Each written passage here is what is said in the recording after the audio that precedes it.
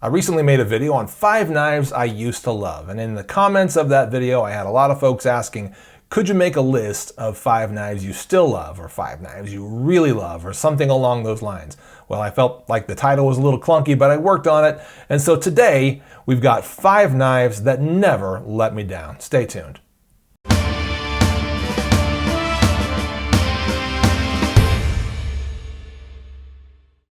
Hey guys, welcome back, and before we get started with number 1 here, let's talk a little bit about what this video is and what this video isn't.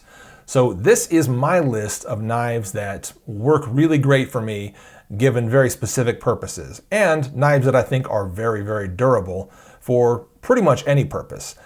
And I'm only talking about folding knives in this video. So 2 things. Number 1, this is my list. You could have your own list, and I'd love to hear about it in the comments section down below. And number 2, we're not covering any fixed blades in this video. Although we could talk about the new Condor Pterosaur, which I just got in the mail, and I'm really looking forward to testing and showing off. Beautiful knife, pretty affordable, $10.95 steel, I think, with a Scandi grind and a great size to it.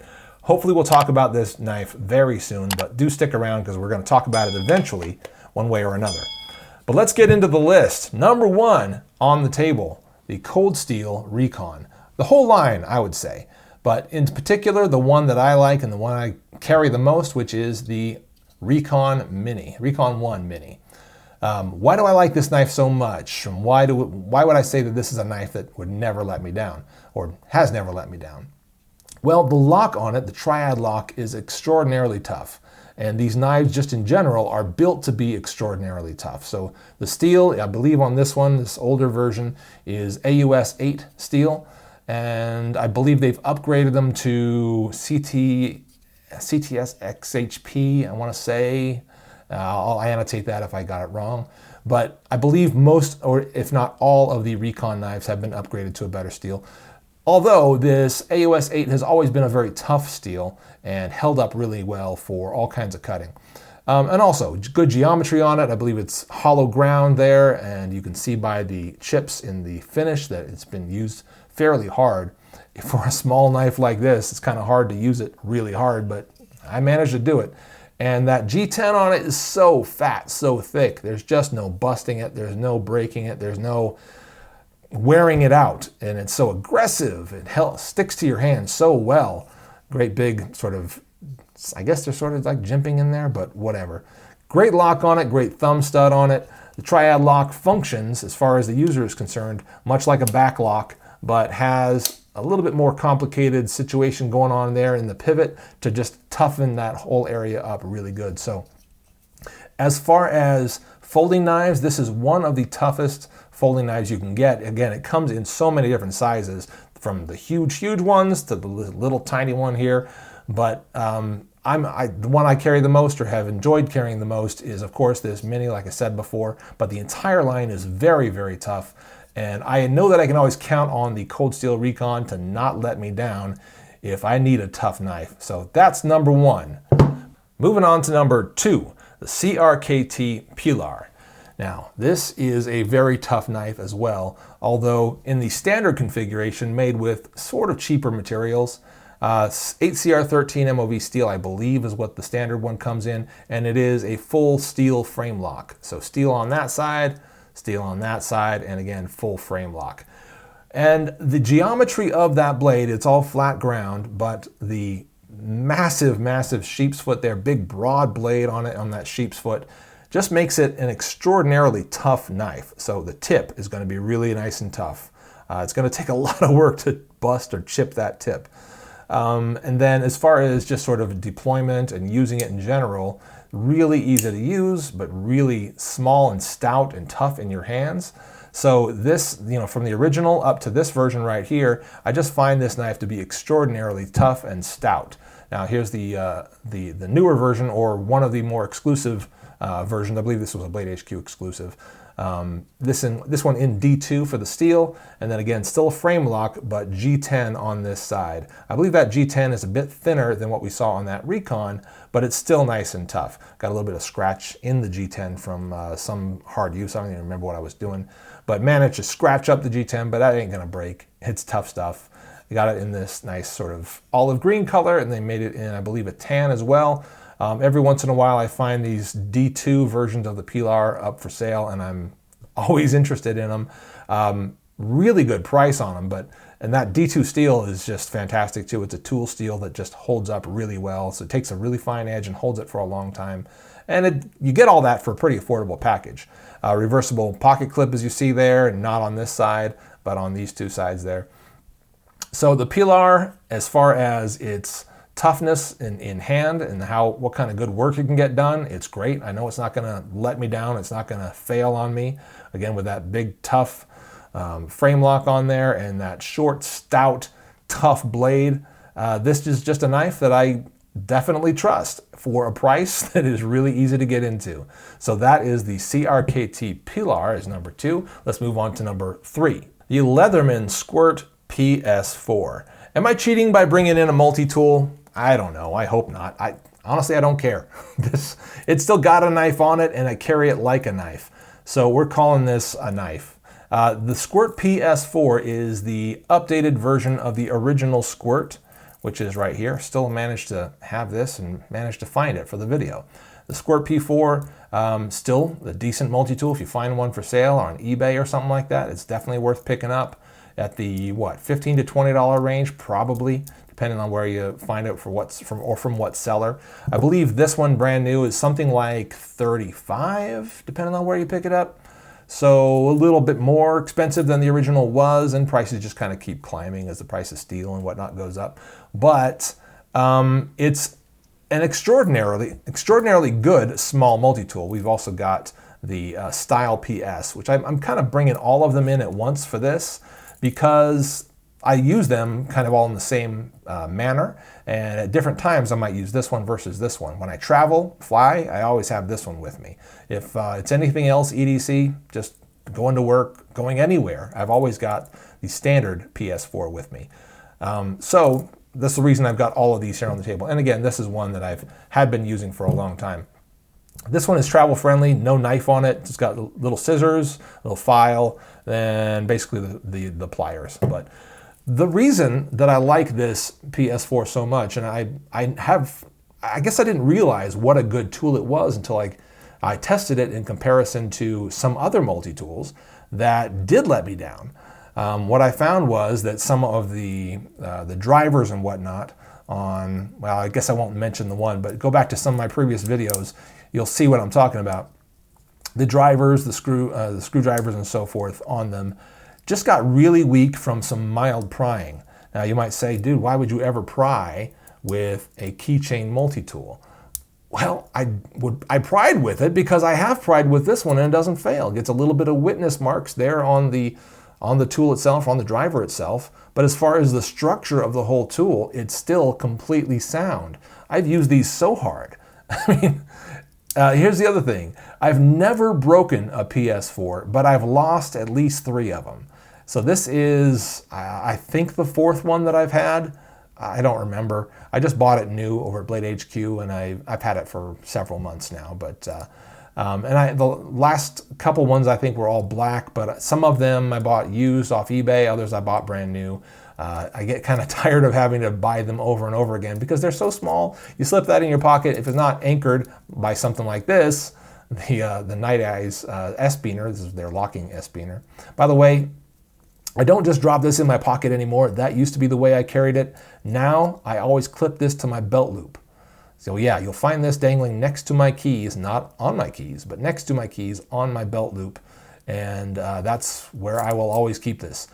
When I do that, I never lose it. Sitting down in the car, a movie theater, on a roller coaster or whatever, I never lose this one. I did lose previous versions or previous ones that I had doing sort of active activities like that, and that's the reason why I switched to the S-Beaner method of carry. But again, the knife on it, the actual blade is just 420 HC. It's fine, but it's not great. But everything else about this tool is excellent. It's extremely handy, extremely tough for how big it is. It does way more than you would ever expect pliers of this size to be able to do. But I really see no point in daily carrying a larger Leatherman because this one does so much. All right, and that is number 3. You might call that a cheat, I don't care. Let's move on to number 4, the Kershaw Leek. Now, some of you guys are asking, Shane, why on earth would you include a knife as delicate as the Leek in a list of knives called knives that would never let you down, or knives that never let you down, or whatever it's called? I mean, look at that delicate tip. It's like a needle. You could bend or break that by breathing on it. Why on earth would you consider this to be a knife that would never let you down? Again, go back to what I said at the beginning. I'm thinking about particular roles. So there are certain knives that I need to be really tough and other knives that I just want to be really articulate and really easy to cut with and really, what's the term? I guess just, versatile for EDC use. And yeah, I guess you remove some of the durability by having something as sleek and as thin as this. But as far as general cutting tasks, this can do it all. All right, as far as you're not building a house or something like that, maybe not carving a spoon, but as far as, getting your general EDC cutting task done, this thing's fantastic.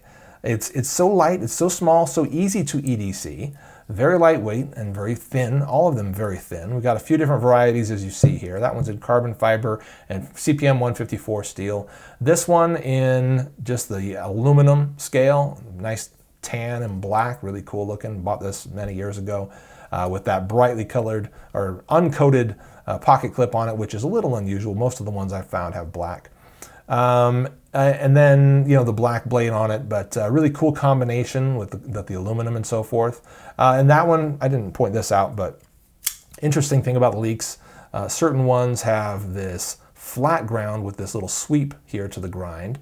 You can see that there at the base of it. And then others are hollow ground with this sort of abrupt sort of right angle to the grind.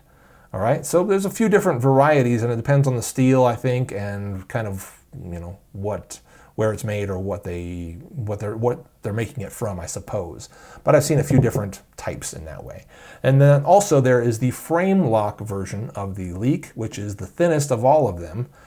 Comes in this black, I think it's a black wash version, then there's of course the stainless uncoated version of it. All of these come with the 14C28N steel. Really nice steel. I love the performance of it for EDC. And yeah, it's a great steel right there. This one here, USA made, as you can see. Ken Onion design, if I didn't mention it. This is maybe his most prolific design as far as how much it's been produced and how many of them there are out in the world. The Leek is just an extraordinarily popular knife. This one I believe I picked up at Knife Center. I think it's an exclusive. That's kind of what I was led to believe when I bought it, but I just thought the black and the red were a great combo. Decided to pick that one up. I believe I have one other Leek floating around somewhere, but I'm not sure where it's at. So 5 Leeks? Yeah, I've got 5 Leeks. Again, I think this is a really articulate knife. I think that's the word that just covers it perfectly. Not the most versatile probably, but really articulate as far as the cutting that it can do. And as far as a knife that I need to get really articulate tasks done, that can carry really easily, have it carried in my pocket all day long, take it almost anywhere, this is one of the best. One of the best. Super fine tip on it, gets all kinds of poking and digging and cutting done that you would not believe. And for that reason alone, I absolutely love that Leek, that super fine tip Leek. I've never broken a Leek tip. You would think, having several Leeks and having used most of them pretty well, I suppose, that you would think that I would have broken a tip somewhere along the way, but I never have. So obviously I'm using it appropriately and getting the most out of the knife. So I don't want to ramble too far on this point, but it's an extremely articulate knife, very good for fine cutting tasks, and I know it will never let me down in that particular role, and that's why it's number 4. Moving on, let's get to number 5. Another twofer, and you probably could have predicted it if you watched my channel. The Spyderco Paramilitary 2 and Para 3. I'm going to give you both of these knives at the same time because they function the same. They have the same locking mechanism. They're inspired by the same exact design. And in my opinion, they are equally tough and equally useful knives for EDC, for outdoors, for whatever. These are great, great knives. So here is the version in S35VN with that brown G10 scale. This is one I picked up a few years ago that I've been sort of EDCing as the Parato when I want to carry a Parato. I've got another one somewhere around here. It's got the camo handle and the black blade. I did that one. I showed that one in a collaboration that I did with Blade HQ a long time ago. Tough knife, and was extraordinarily surprised by just how tough it was. So I can't mention knives that never let me down without mentioning the Parato, because this is a knife that I know I can count on to never let me down in a pinch. It's got a great blade on it, just a nice ever-loving sweep, and an excellent tip as well, almost as good as the Leek, very, very fine. Yes, you can round it, yes, you can chip it, but if you're careful with it and you use it appropriately, you probably won't. Same goes for the Para 3. Really nice fine tip on it. And again, it's not super reinforced as far as like, what's the one I showed you earlier, that CRKT Pilar. Yeah, the Pilar is just got that almost right angle of a tip on it. You're never gonna bust that. This is nothing like that. It's far more articulate, much like the Leek. But still, again, you're not going to break it if you're using it appropriately. So I wouldn't worry too much about any of that business. But again, that compression lock on here is just an extraordinary performer. So easy to use from the user standpoint. Just drops down like that. But instead of like a liner lock or a frame lock, just sort of being one flat surface interacting with the tang, it actually has a almost like an I-beam shaped piece that drops down into this little that little cavity right there, creating tension from three sides that just doesn't ever want to come loose, doesn't ever want to break until you push it aside and drop that blade. So really easy to use, as I said before, from the user's standpoint. But as far as the pressure being put on that tang and that pivot and that blade, man, it just doesn't ever want to give up. So it's a really tough knife. I know it's not going to let me down in virtually any scenario that I'm in. And for that reason, the Para 2, or the Paramilitary 2 and the Para 3 are kind of on equal footing as number 5. Or number 1, depending on how you lay this whole list out. So let's lay them all out, since we're talking about that. Lay them all out here on the table in no particular order. Just give you a couple of the Leeks because I got so many of them. These are the 5 knives that I know won't let me down. They never have let me down. I don't believe they ever will let me down. These are really tough knives, really tough, really affordable in many cases, in almost every case, very affordable, and very durable. And more importantly, they fit the particular roles that they're sort of designed for, that they're meant to fit into. They fit them just so well that when I need a knife to work for me in that particular situation or scenario, I know these knives are gonna do the job. They're gonna fit the bill. 5 knives will never let me down. Guys, thanks for watching. I'm the Late Boy Scout. See y'all later.